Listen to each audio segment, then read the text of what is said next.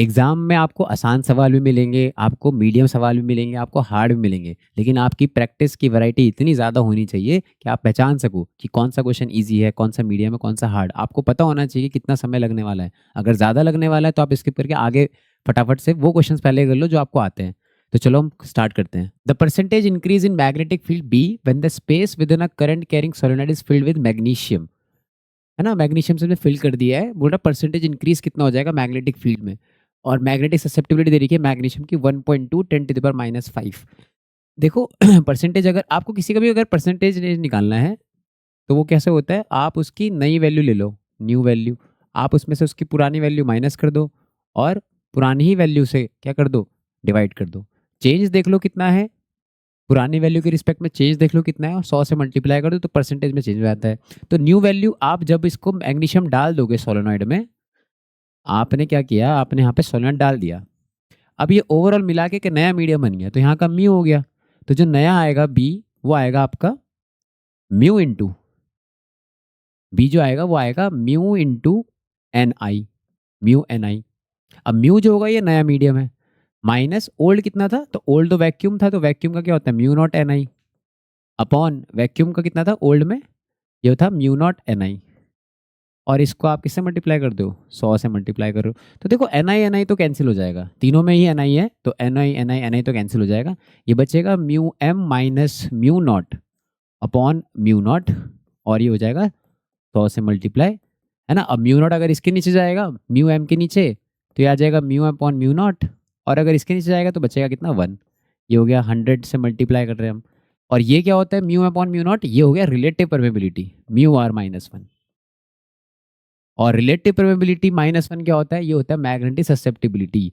तो कुल मिला के अगर आपसे कभी भी बोले परसेंटेज चेंज निकाले, तो आप डायरेक्ट ये फॉर्मूला भी याद रख सकते हो। आपको सिर्फ ससेप्टिबिलिटी को 100 से मल्टीप्लाई कर देना है। तो इस वाले क्वेश्चन में हमारी ससेप्टिबिलिटी कितनी दे रही थी, 1.2 10⁻⁵। आप इसको 100 से मल्टीप्लाई कर दो, ये परसेंटेज में चेंज हो जाएगा। तो इसका आंसर आ जाएगा 1.2 इंटू 10⁻³ परसेंटेज। और 1.2 का मतलब क्या हो गया, ये फ्रैक्शन में दे रखा है, तो ये हो गया 6/5। तो हमारा आंसर होगा 6/5 इंटू 10⁻³ तो ऑप्शन नंबर डी हमारा आंसर हो जाएगा। When we move a magnetic compass, when we move a magnetic compass from point P to Q, which of the following statements true? बोले हमारे पास मैग्नेटिक कंपास है ना, उसको P पॉइंट पे रखते हैं, एक बार Q पॉइंट पे रखते हैं। तो P पॉइंट हमारा एक्सियल पॉइंट हो गया, Q पॉइंट हमारा इक्वेटोरियल पॉइंट हो गया। तो इनमें से कौन सा स्टेटमेंट सही है? तो बोला डिफ्लेक्शन के बारे में बोल रहा है। डिफ्लेक्शन कैसा कैसा होगा, P पे कैसा होगा और Q पे कैसा होगा? क्या दोनों पे सेम डायरेक्शन में होगा, क्या अपोजिट डायरेक्शन में होगा, क्या एक दूसरे के परपेंडिकुलर होंगे, और क्या एक दूसरे से 45 डिग्री पे होंगे? देखो भैया एक्सियल पोजीशन है ये, है ना। अगर एक्सियल पोजीशन मान लो आपका ये साउथ है, ये नॉर्थ है, तो मैग्नेटिक मोमेंट का डायरेक्शन अगर ये है, जैसे डाइपोल मोमेंट का डायरेक्शन होता है ना, तो मैग्नेटिक डाइपोल मोमेंट का डायरेक्शन अगर ये है, तो एक्सियल पे मैग्नेटिक फील्ड ऐसी आती है, और इक्वेटोरियल पे कैसे आती है, अपोजिट आती है ना। ये आपका कॉन्सेप्ट है, ये आपका फंडामेंटल भैया थ्योरी बोलती है।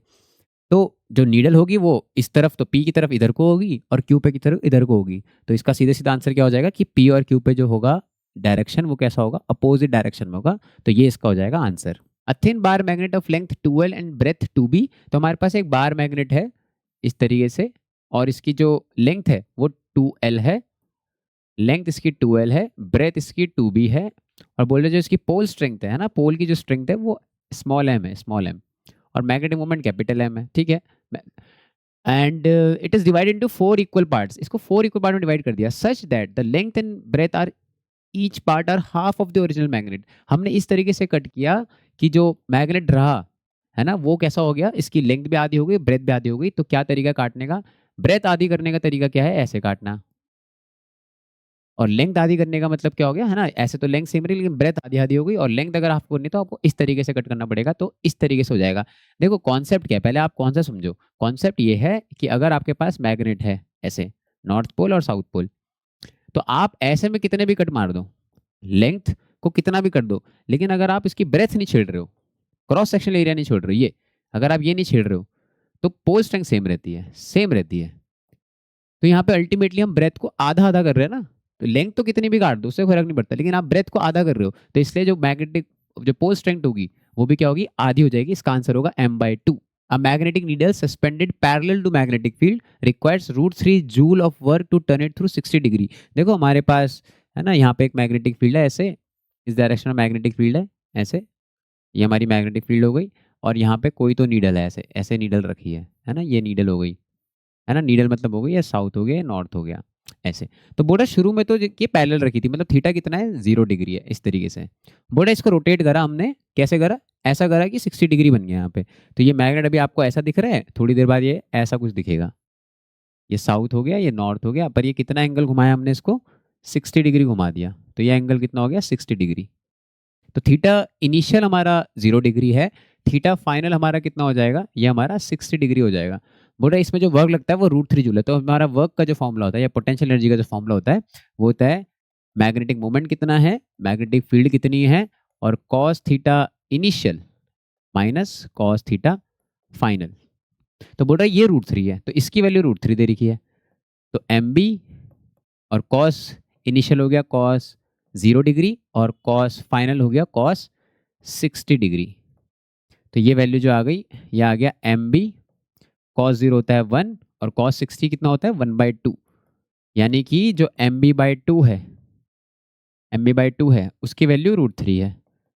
ठीक है, अब बोल रहा है बताओ the torque needed to maintain the needle in this position. तो इस मोमेंट पे इसको रोकने के लिए कितना टॉर्क लगेगा, उतना ही टॉर्क लगेगा जितना अभी इस पे लग रहा होगा, जितना मैग्नेटिक फील्ड लगा रही होगी। तो टॉर्क का फॉर्मूला क्या होता है, टॉर्क का फॉर्मूला होता है एम बी साइन थीटा, है ना, जैसे इलेक्ट्रिक फील्ड में है ना डाइपोल को रखने का फॉर्मूला होता है पी साइन थीटा टॉर्क का, ऐसे यहाँ पे होता है एम बी साइन थीटा।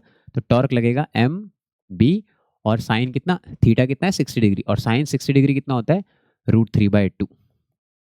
तो यहाँ पे एम बी अपॉन टू की वैल्यू में पता है पहले से √3 है, तो एम बी अपॉन टू की वैल्यू कितनी है √3 है, एक √3 पहले से है, तो 3 टॉर्क की यूनिट होगी न्यूटन मीटर, ये लोग जूल बोल रहे हैं तो न्यूटन मीटर को हम जूल भी बोल सकते हैं। तो इसका आंसर हो जाएगा option number B. Consider the two idealised systems, a parallel plate capacitor with large plates and small separation, और एक और सिस्टम हमारे पास a long solenoid of length L much greater than radius of cross section R. ठीक है, in first electric field E is ideally treated as constant between the plates and zero outside। देखो क्या बोल रहा है question, है ना, साथ साथ समझ भी लेते हैं इसको। एक हमारे पास पैरेलल प्लेट कैपेसिटर है, एक हमारे पास सोलेनॉइड है, इस तरीके से बोल रहा है इसके अंदर तो इलेक्ट्रिक फील्ड होती है और कांस्टेंट होती है, बिल्कुल ऐसी होती है, कांस्टेंट होती है, और बाहर कितनी होती है, बाहर तो जीरो होती है। सही बात है, बिल्कुल सही बात है, ये बात बिल्कुल सही है। In second the magnetic field is constant inside the solenoid, ये बात बिल्कुल सही है, इसके अंदर जो मैग्नेटिक फील्ड होती है वो भी हम कैसे मानते हैं, कांस्टेंट मानते हैं। एंड जीरो आउटसाइड, और आउटसाइड कितना मानते हैं हम लोग, जीरो मानते हैं, इसका डेरिवेशन करते हुए हमने जीरो माना था। These idealised assumptions however contradict fundamental laws as below। ये फंडामेंटल लॉ को क्या करता है भाई, कॉन्ट्राडिक्ट करता है। बोला कैसे, बोला फर्स्ट ऑप्शन पढ़ते हैं, देखो क्या बोल रहा है, केस वन जो है, case one contradict Gauss law, case one Gauss law को, ये हमारा केस वन है और ये हमारा केस टू है। बोला केस वन गॉस लॉ को कॉन्ट्राडिक्ट करता है मैग्नेटिक फील्ड लाइन के लिए, और केस टू बोल रहा है कॉन्ट्राडिक्ट करता है Gauss law for magnetic field line. Case first agree कर रहा है और केस टू इसे कॉन्ट्राडिक्ट कर रहा है ना। तो भैया ये है सवाल, बढ़िया है ना, इसको CBQ जो मैंने लिखा है ये हो गया कॉम्पिटेंसी बेस्ड क्वेश्चन, इस तरीके से। तो देखो अगर मैं यहाँ पे बात करूँ गॉस लॉ, है ना, अगर मैं यहाँ पे गॉस लॉ लगाऊँ मैग्नेटिज्म का, देखो गॉस लॉ पहले आप थ्योरी समझ लो, है ना, जैसे अब भाई हम गॉस लॉ लगाते हैं इलेक्ट्रोस्टैट्स में, है ना, इलेक्ट्रोस्टैट में गॉस लॉ लगाते हैं, तो वो क्या बोलता है कि आप किसी सरफेस में इलेक्ट्रिक फील्ड का क्लोज इंटीग्रल ले लो सरफेस के साथ, तो उसके अंदर चार्ज कितना है अपॉन एप्सिलॉन आ जाता है ना। लेकिन अगर मैग्नेटिज्म में लगाते हो गॉस लॉ, तो मैग्नेटिज्म में गॉस लॉ क्या बोलता है, किसी क्लोज इंटीग्रल में अब जितनी लाइंस किसी पोल से बाहर आती है, क्योंकि मोनोपोल्स तो एग्जिस्ट करते नहीं है ना, यही हमारी थ्योरी बोलती है। तो अपने थ्योरी को ढंग से पकड़ो फंडामेंटल्स को, फिर ऐसे क्वेश्चंस भी हो जाएंगे। तो अगर आप देखोगे तो कितना मोनोपोल्स एग्जिस्ट करते नहीं, तो होंगे तो दोनों पोल होंगे, और अगर दोनों पोल होंगे तो जितनी लाइन नॉर्थ से निकलेगी उतनी साउथ में एंटर करेगी, तो जितना आउट गोइंग लाइन्स होंगी उतनी क्या होगी, इनकमिंग लाइन्स होंगी, इसलिए इसका आंसर कितना आता है, हमेशा जीरो आता है। ये बोलता है गॉस लॉ, कहाँ पे बोलता है ये, मैग्नेटिज्म में, ये मैग्नेटिज्म का गॉस लॉ हो गया। लेकिन सोलेनॉइड में देखो जब हम इस पे लगा रहे हैं गॉस लॉ, है ना, सरफेस के अंदर, तो इसके जब गॉस लॉ लगा रहे हैं तो टोटल फ्लक्स कुछ आ रहा है, तो यहाँ पे तो ही बोला हमने कि ये जीरो है, यहाँ पे तो कुछ चार्ज हो सकता है ना, तो यहाँ पे इफेक्टिवली कुछ तो फ्लक्स है, मतलब इलेक्ट्रिक फील्ड है। लेकिन जब हम यहाँ गॉस लॉ लगाते हैं, हम बोल रहे आउटसाइड जीरो है, भैया अगर एक पोल नॉर्थ है एक पोल साउथ है, नॉर्थ से निकल रही है ना, जैसे मान लो मैंने डायरेक्शन इधर रखा है, तो ये अंदर है तो ये साउथ हो गया नॉर्थ हो गया, इस तरीके से। अब बाहर हम एज्यूम कर रहे हैं कि जीरो है, लेकिन अंदर वाली तो हम ले रहे हैं। तो ये जो हमारा इस डेरिवेशन को करने के लिए अजम्पशन होता है कि हम बाहर वाला जीरो ले रहे हैं, तो हम सिर्फ वो लाइंस ले रहे हैं जो कि साउथ से नॉर्थ जा रही है, बाहर की तो हम कंसिडर कर ही नहीं रहे। तो जो बाहर जा रही है वो तो आ गई, लेकिन जो वापस अंदर आएंगी उनको तो हमने जीरो मान लिया। तो ये जो है गॉस लॉ है ना, जब हम सोलेनॉइड में डेरिवेशन करते हैं, ये हम अजम्पशन लेते हैं कि बाहर जीरो है, पर ये अजम्पशन हमारे जो फंडामेंटल लॉ है गॉस लॉ को, वो गलत कर देगा। भाई ये होना चाहिए था, ये जा रहा है, अगर ये आउटगोइंग है तो ये ऑब्वियसली क्या होगा, इनकमिंग होगा, लेकिन आपने तो इसको बोल दिया जीरो है, तो ये लाइन तो आप कंसिडर कर ही नहीं रहे हो, तो ये फिर ये जीरो कैसे आएगा। इसीलिए इसीलिए गॉस लॉ इलेक्ट्रोस्टैट वाला तो सही है, लेकिन जो आपका केस नंबर 2 है, जब आप सोलेनॉइड के लिए निकालते हो, तो ये जो अजम्पशन है ये मैग्नेटिक फील्ड वाले गॉस लॉ को करता है, कॉन्ट्राडिक्ट करता है, इसलिए इसका आंसर हो जाएगा बी। ये बहुत अच्छा सवाल है ना, आप इसको एक बार ढंग से समझना। A bar magnet having centre O has a length 4 centimetre, एक बार मैग्नेट उसकी लेंथ 4 सेंटीमीटर है। Point P1 is the broad side on position, फिर से इक्वेटोरियल पोजीशन पे दे रखा पॉइंट P1 है ना, एक हमारा P1 पॉइंट हो गया, यहाँ पे P1 पॉइंट है, and P2 is the end side on. And side on का मतलब होता है एक्सियल पोजीशन, इसका मतलब होता है एक्सियल, इसका मतलब होता है इक्वेटोरियल पोजीशन, और यहाँ पे पॉइंट है P2 है ना, यहाँ पे एक पॉइंट है P2, इस पॉइंट पे P2 पॉइंट है।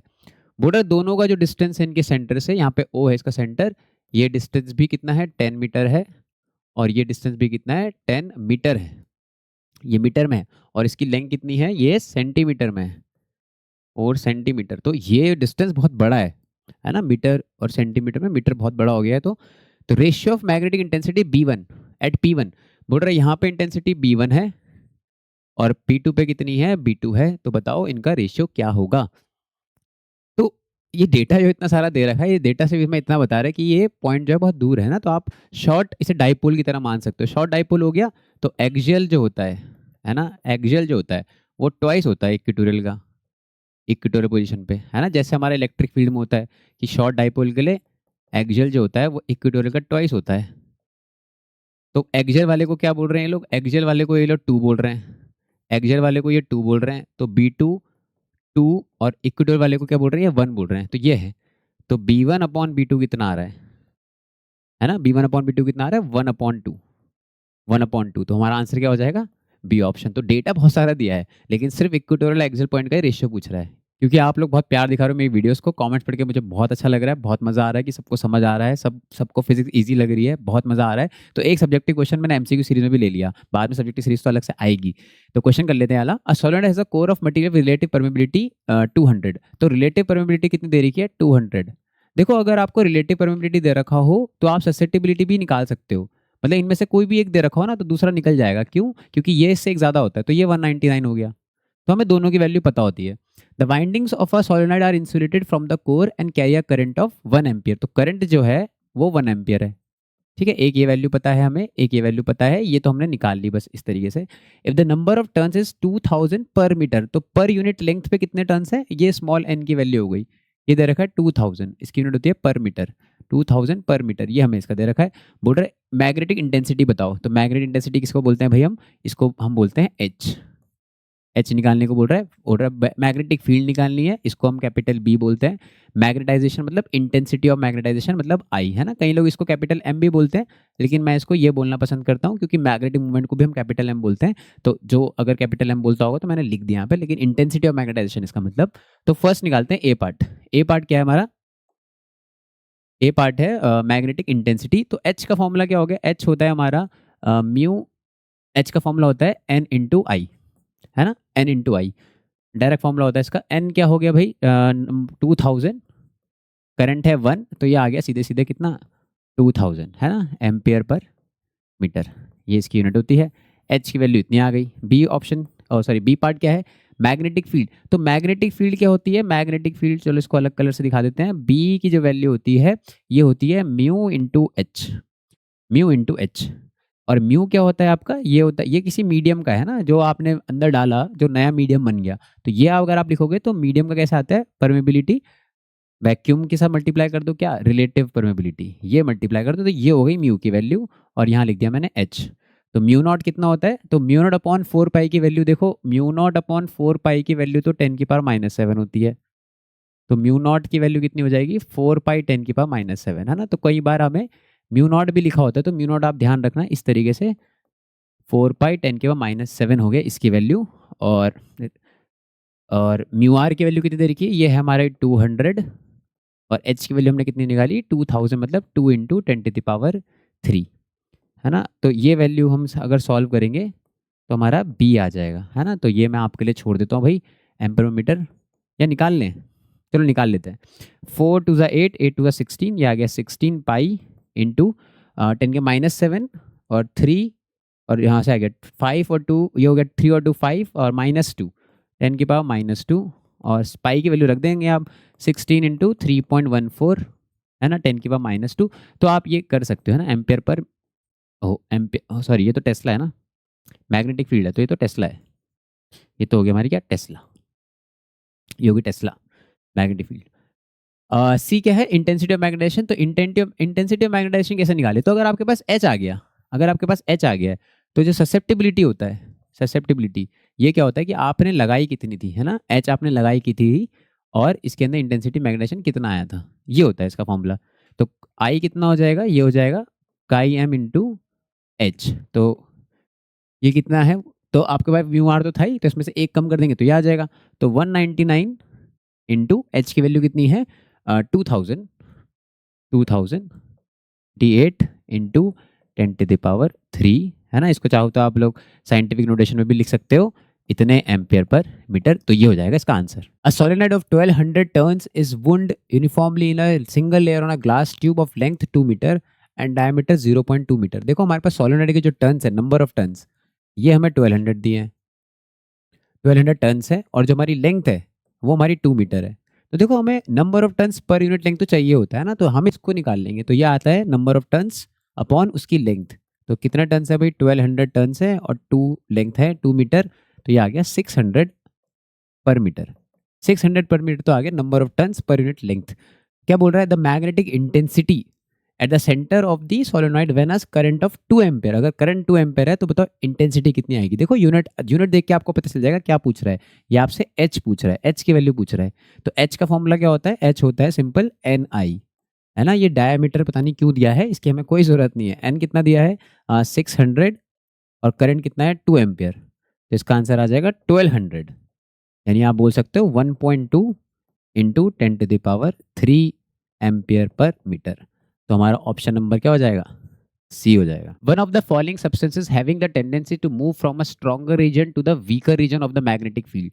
बोला कौन सा ऐसा मटेरियल है जो स्ट्रॉन्गर रीजन से वीकर रीजन की तरफ जाता है। तो भैया एक ऐसा एक ही है, डायामैग्नेटिक मटेरियल जो होते हैं वो पसंद नहीं करते मैग्नेटिक फील्ड को। तो इसका आंसर क्या हो जाएगा, diamagnetic. Which of the following has its permeability less than that of free space. बोला किसकी परमेबिलिटी, परमेबिलिटी मतलब हो गया म्यू, ये फ्री स्पेस से कम है।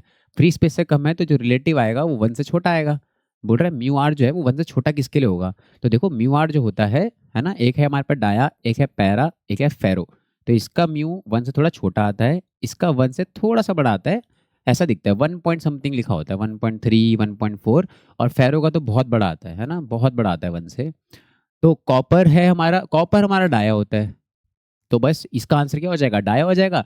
बाकी जो है एलिमेंट आपको इनके भी पता होने चाहिए, ये कौन से, एल्यूमिनियम आपका पैरा होता है, कॉपर क्लोराइड भी पैरा होता है, और निकल तो हमारा कैसा होता है, फेरोमैग्नेटिक मटेरियल है। A rod when suspended in a uniform magnetic field align itself perpendicular to the magnetic field. Perpendicular कर लेते खुद से। देखो इसी बात से हमें बहुत सारी इंफॉर्मेशन मिल गई। देखो क्या होता है कि हमारे पास एक रॉड है ऐसे, ये हमने एक सब्सटेंस लटका रखा है, ये रॉड है हमारे पास, और इसको मैग्नेटिक फील्ड में रखा है। तो मैग्नेटिक फील्ड बना देते हैं ऐसे। मैग्नेटिक फील्ड बनाने का तरीका क्या हो गया, बस नॉर्थ साउथ पोल के बीच में रख दो, तो यहाँ पे एक यूनिफॉर्म मैग्नेटिक फील्ड का सेटअप हो जाएगा नॉर्थ से साउथ की तरफ। अब अगर ये मान लो ये पेन जो है ये आपका रॉड है, वो ये रॉड ऐसे है ना, ये रॉड ऐसे है, तो अगर ये मैग्नेटिक फील्ड के डायरेक्शन में आ जाती है, ये ऐसे घूम सकती है, तो अगर ये मैग्नेटिक फील्ड के डायरेक्शन में आ गई मतलब मैग्नेटिक फील्ड को पसंद करती है। और अगर ये परपेंडिकुलर हो जाती है मतलब ये बिल्कुल पसंद नहीं करती है। तो जो ये वाला मटेरियल है ये परपेंडिकुलर हो जाता है, और कौन सा मटेरियल ऐसा होता है जो मैग्नेटिक फील्ड को पसंद नहीं करता, है ना, जिसमें ससेप्टिबिलिटी नेगेटिव होती है, ऐसा कौन सा मटेरियल होता है, ऐसा मटेरियल होता है डायामैग्नेटिक। तो ये जो रॉड है ये कौन सा सब्सटेंस से बनी हुई है, ये डायामैग्नेटिक। तो इतनी सी बात से कि परपेंडिकुलर हमें पता चल गया कि ये डायामैग्नेटिक मटेरियल है। अब हमें कुछ स्टेटमेंट दिए, हमें बताना है कौन सा सही है कौन सा गलत है, तो हम देख लेते हैं। बोला every atom in the rod has a zero zero magnetic movement, सही बात है ये। डायमैग्नेटिक मटेरियल में जीरो होता है हर एक एटम का, तो पी स्टेटमेंट सही है। The rod is attracted when taken near the poles of a strong magnet. बोल रहा है ये रॉड जो है ना अट्रैक्शन शो करेगी, नहीं, डायमैग्नेटिक मटेरियल कैसा शो करते हैं, रिपल्शन शो करते हैं। R the relative permeability of the material of the rod is slightly less than once. बिल्कुल सही बात है, डायमैग्नेटिक मटेरियल के लिए आपका जो ससेप्टिबिलिटी होता है वो नेगेटिव आता है, और जो म्यू आता है वो वन से थोड़ा छोटा आता है, इसलिए आर स्टेटमेंट भी सही है। The susceptibility of the material of the rod is directly proportional to the temperature. बोला जो ससेप्टिबिलिटी होगी वो डायरेक्टली प्रोपोर्शनल होगी टेम्परेचर के, बिल्कुल गलत बात है, ऐसा पैरा में होता है, डाया में तो टेम्परेचर इंडिपेंडेंट होता है, तो एस भी गलत हो गया। तो हमारा सिर्फ बी स्टेटमेंट सही है और आर स्टेटमेंट सही है। तो जो बी ऑप्शन है ये बोल रहा है पी एन आर, तो हमारा आंसर हो जाएगा ऑप्शन नंबर बी।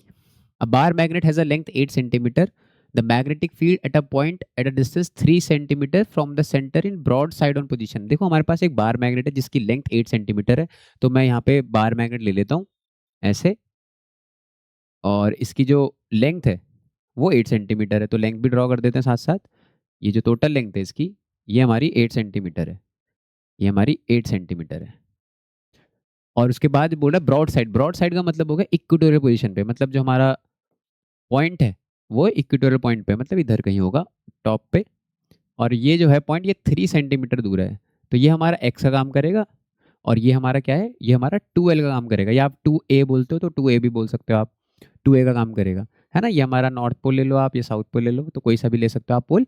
बोल रहा है यहाँ पे जो मैग्नेटिक फील्ड है वो हमें दे रखी है, कितनी है, 4 × 10⁻⁻⁶ टेस्ला। ये हमारी इक्वेटोरियल पोजीशन है, ब्रॉड साइड का मतलब होता है इक्वेटोरियल, जिनको नहीं पता वो आप नोट कर लेना।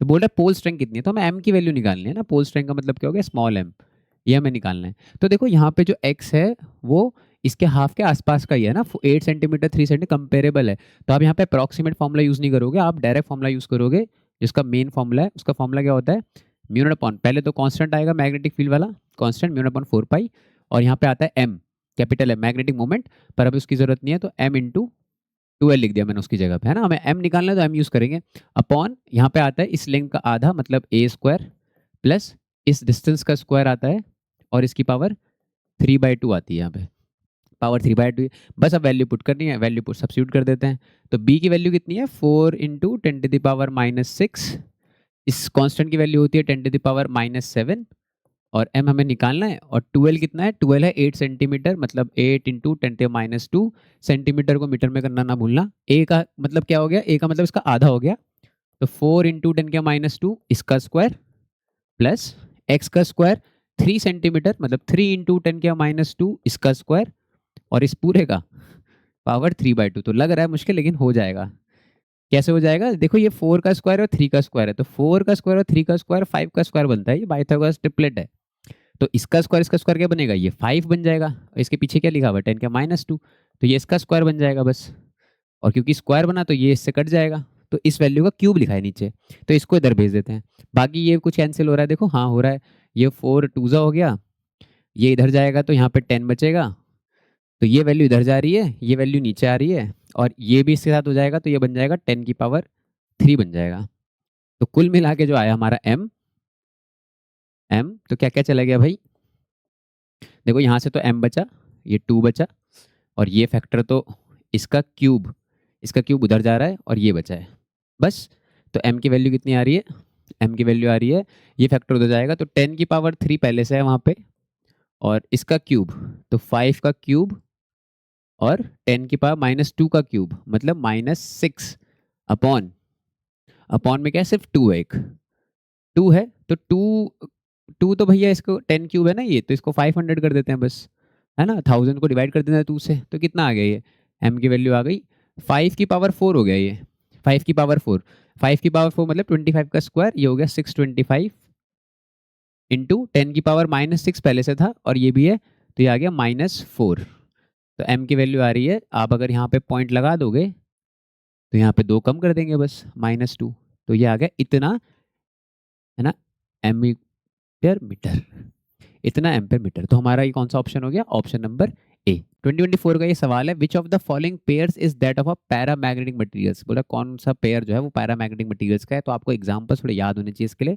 देखो ऑप्शनल एलिमिनेशन से भी कर सकते हैं अगर आपको कुछ की याद है, पर अगर आपको सारे याद है तो आप बढ़िया है।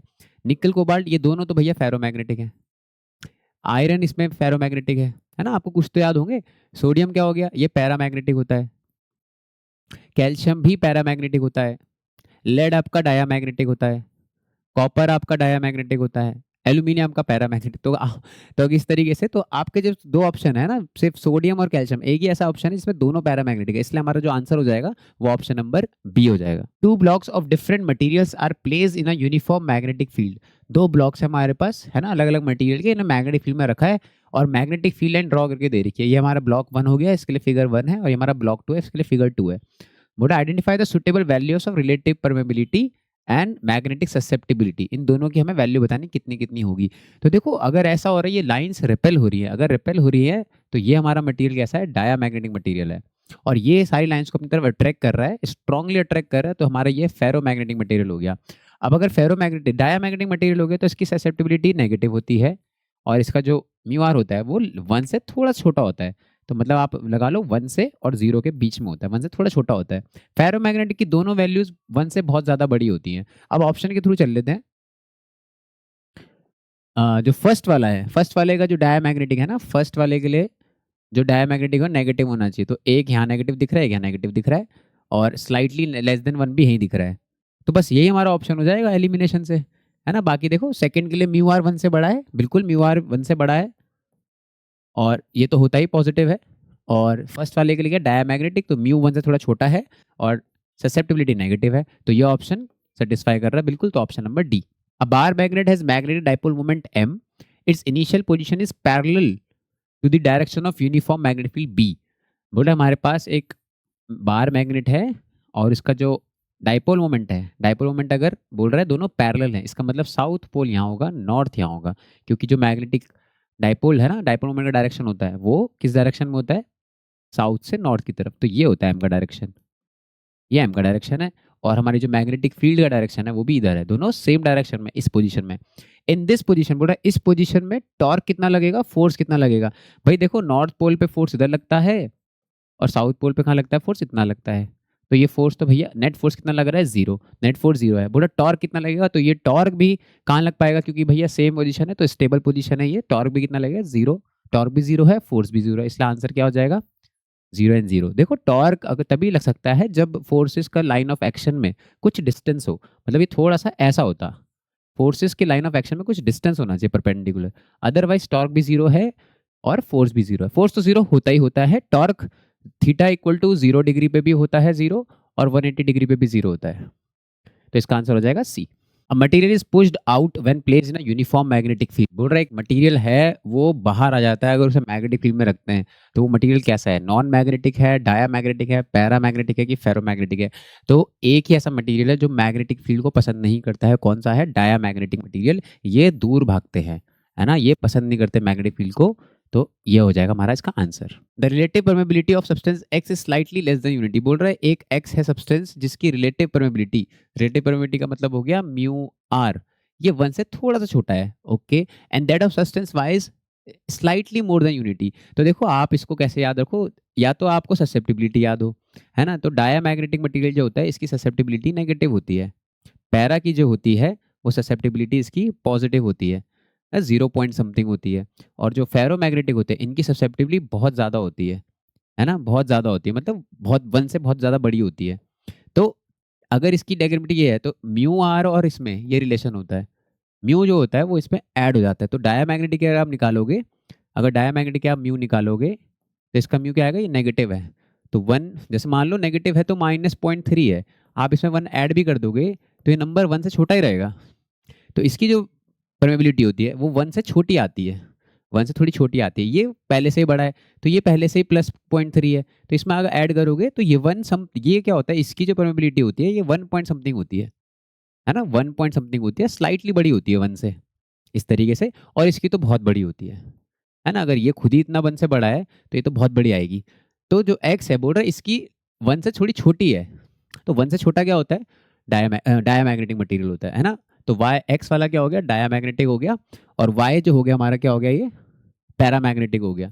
तो वाई हमारा पैरामैग्नेटिक है, तो हमारा ऑप्शन हो जाएगा एक्स है डाया, वाई है पैरा, तो ऑप्शन नंबर डी हो जाएगा इसका answer. If the magnetising field on a ferromagnetic material is increased, अगर आप मैग्नेटाइजिंग फील्ड को बढ़ा दोगे, मतलब आप एच की वैल्यू को बढ़ा दोगे, इज इंक्रीज इट्स परमेबिलिटी, तो परमेबिलिटी पे क्या फर्क पड़ेगा, तो देखो क्यूरी है ना, क्यूरीज लॉ लगेगा यहाँ पे, मॉडिफाइड क्यूरी लॉ, ये क्या बोलता है भाई, सी अपॉन कांस्टेंट होता है और यहाँ पे टेम्परेचर होता है, इस तरीके से ना, या फिर आप बोल सकते हो जो ये होता है आई अपॉन एच। तो जो काई होता है ना, ससेप्टिबिलिटी, ये इनवर्सली प्रोपोर्शनल होता है एच के, आप जितना ये बढ़ाओगे ससेप्टिबिलिटी कम होती जाएगी। तो परमेबिलिटी क्या होता है, परमेबिलिटी कुछ नहीं होता, बस ये ससेप्टिबिलिटी ऐड कर दो, इसमें वन ऐड कर दो, तो ससेप्टिबिलिटी परमेबिलिटी आता रहता है। तो अगर आप क्या करोगे, मैग्नेटाइजिंग फील्ड बढ़ा दोगे तो ससेप्टिबिलिटी डिक्रीज कर जाएगी, और ससेप्टिबिलिटी डिक्रीज कर जाएगी तो आपकी परमेबिलिटी भी क्या कर जाएगी, डिक्रीज, तो इसका आंसर होगा decreases. The pole strength of a magnet does not depend on, तो जो पोल स्ट्रेंथ है हमारा, जो स्मॉल एम होता है, वो किस पे डिपेंड नहीं करता है, first area of cross section, नहीं, एरिया ऑफ क्रॉस सेक्शन पे डिपेंड करता है। नेचर ऑफ मटेरियल, भाई कौन किस मटेरियल का बना हुआ है, तो उतना स्ट्रॉन्ग मैग्नेट होगा, तो पोल स्ट्रेंथ मटेरियल पे भी डिपेंड करती है। लेंथ, लेंथ पे नहीं करती, लेंथ पे नहीं करती। आपके पास अगर कोई मैग्नेट है, आप इसको कितनी बार भी काट दो, अगर आप इसकी लेंथ ऐसा, आप क्रॉस सेक्शन एरिया मत छेड़ो, या आप सेम रखो, आप इसको ऐसे आधा कर दो, अगर इसकी पोल स्ट्रेंथ एम थी ना, तो ये जो दो मैग्नेट बनेंगे नए, इसकी पोल स्ट्रेंथ भी एम एम ही रहेगी, सेम रहेगी। हाँ, लेकिन अगर आप ऐसे में काट दोगे, अगर ऐसे करके काटते, तो ये ऐसे मैग्नेट बन जाते दो, तो फिर एक एक की पोल स्ट्रेंथ कितनी होती है, आधी आधी हो जाएगी। अगर आपने इक्वली कट किया है तो ब्रेथ छेड़ने से नहीं होता, तो क्रॉस सेक्शन एरिया मतलब ब्रेथ, तो क्रॉस सेक्शन एरिया पे डिपेंड करेगा, नेचर मटेरियल, लेंथ पे नहीं करेगा। ये बोल रहा है ए एंड बी, ये वाला ऑप्शन भी हमारा क्या है, गलत, तो इसलिए लेंथ पे नहीं करता, और ये बोल रहा था किस पे नहीं करता, तो हमारा आंसर हो जाएगा C. Needles N1 N2 N3 are made up of ferro, paramagnetic and diamagnetic. तो N1 हमारा फेरो है, ये हमारा फेरो है, N2 हमारा पैरा है, N3 हमारा डाया है। मैं इसलिए लिख रहा हूँ क्लियरली क्योंकि हम लोग कई बार गलती करते हैं कौन सा क्या है ना, तो ऐसा एग्जाम में गलती नहीं करनी है। A magnet when brought to close to them will, तो अगर हम इनके पास एक मैग्नेट लेके जाएंगे तो ये नीडल्स क्या क्या करेंगी, तो बोल रहा है अट्रैक्ट N1, N1 अट्रैक्ट होगा, होगा बिल्कुल होगा, and N2 strongly, N1 N2 strongly attract होंगे, नहीं नहीं नहीं, N1 N2 स्ट्रांगली नहीं होंगे, N1 वो स्ट्रांगली होगा, ये ऑप्शन गलत हो जाएगा। अट्रैक्ट N1 स्ट्रांगली, सही बात है, N1 स्ट्रांगली अट्रैक्ट होगा, N2 वीकली अट्रैक्ट होगा, बिल्कुल सही बात है, और बोल रहा है जो N3 है एंड रिपेल N3 वीकली, सही बात है, बिल्कुल सही बात है, यही हमारी प्रॉपर्टी कहती है भाई कि फेरो जो होता है ये स्ट्रांगली अट्रैक्ट करता है, ये वीकली अट्रैक्ट करता है, और डाया वीकली रिपेल करता है, यही हमारी थ्योरी भी कहती है। Which of the following statement is correct, इनमें से कौन सा स्टेटमेंट सही है, तो मैग्नेटिक फील्ड लाइंस की प्रॉपर्टीज दिख रही है मुझे, तो पढ़ लेते हैं क्या करके। फर्स्ट है magnetic field lines do not form close loops, गलत बात है ये तो क्लोज लूप बनाती है भाई, है ना, तो ये स्टेटमेंट तो हमारा आंसर नहीं है ना, गलत स्टेटमेंट है ये। Magnetic field line start from north pole and end at south pole of magnet, नहीं भाई, ये क्लोज लूप बनाती है, नॉर्थ से साउथ जाती है, फिर है ना, नॉर्थ से साउथ जाती है, फिर साउथ से नॉर्थ जाती है वापस, तो ये बात भी गलत हो गई, ऐसा भी नहीं होता। The tangent at a point on a magnetic field line represent the direction of the magnetic field at that point, बिल्कुल सही बात है, किसी भी लाइन पे ना, इलेक्ट्रिक फील्ड लाइंस हो चाहे मैग्नेटिक फील्ड लाइंस हो, किसी पॉइंट पे उन लाइंस के अगर हम टेंजेंट बनाएंगे तो वो हमें उस पॉइंट पे इलेक्ट्रिक फील्ड या मैग्नेटिक फील्ड का क्या देता है, डायरेक्शन देता है, तो ये स्टेटमेंट हमारा बिल्कुल सही है, तो हमारा सी ऑप्शन मुझे बिल्कुल सही है, तो यही आंसर होना चाहिए। डी ऑप्शन पढ़ लेते हैं, टू मैग्नेटिक फील्ड लाइंस में इंटरसेक्ट ईच अदर, बिल्कुल गलत बात है, ना ही इंटरसेक्ट, ना ही इलेक्ट्रिक फील्ड इंटरसेक्ट करती है, ना ही मैग्नेटिक फील्ड इंटरसेक्ट करती है, तो ये ऑप्शन भी गलत है, इसलिए हमारा final answer is C. The magnetic lines of force, मतलब magnetic field lines inside a bar magnet, bar magnet के अंदर, चलो ऑप्शन पढ़ लेते हैं पहले, ये हमारे पास बार मैग्नेट है, इसकी बात कर रहे हैं, are from north pole to south pole, नहीं नहीं नहीं, इनसाइड बोल रहे हैं, देखो बाहर तो ऐसा होता है, नॉर्थ से निकलती है साउथ में एंटर करती है, बाहर ऐसा होता है, डू नॉट एग्जिस्ट बोल रहा होती ही नहीं है, गलत बात, ये भी गलत बात, ये भी गलत बात। Depend upon the area of cross section of, बोल रहे क्रॉस सेक्शन एरिया पे डिपेंड करेगी, नहीं लाइंस भाई हो ना हो, क्रॉस सेक्शन एरिया कम हो या ज्यादा, लाइंस तो होंगी अंदर, एरिया क्रॉस सेक्शन की क्या बात है इसमें। डी ऑप्शन क्या बोल रहे हैं, are from south to north pole, बिल्कुल सही बात है, ये क्लोज लूप होती है, तो ये साउथ से नॉर्थ की तरफ ऐसे कंप्लीट होती है ना, नॉर्थ से निकलती है साउथ में ऐसे एंटर करती है ना, इस तरीके से, तो आंसर हो जाएगा हमारा ऑप्शन नंबर डी।